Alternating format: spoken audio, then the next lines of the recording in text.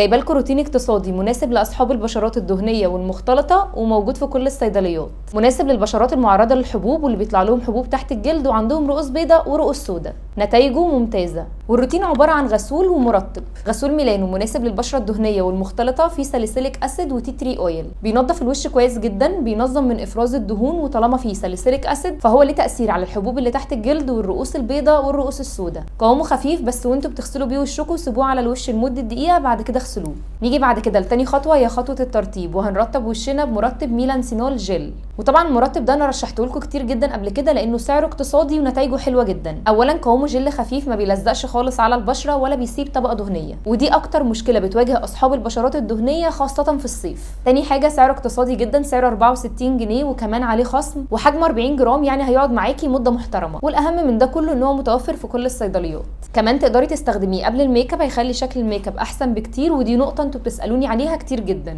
مش هيطلع لك حبوب، وتقدري تستخدميه بالنهار وتنزلي بيه في الشمس عادي. كمان ملوش اي ريحه نهائي زي معظم المرطبات اللي موجوده في الفئه السعريه دي. سعر الغسول 179 جنيه وسعر المرطب 64 جنيه. انصحكم ان انتوا تجربوا الروتين ده لان سعره اقتصادي ونتائجه ممتازه.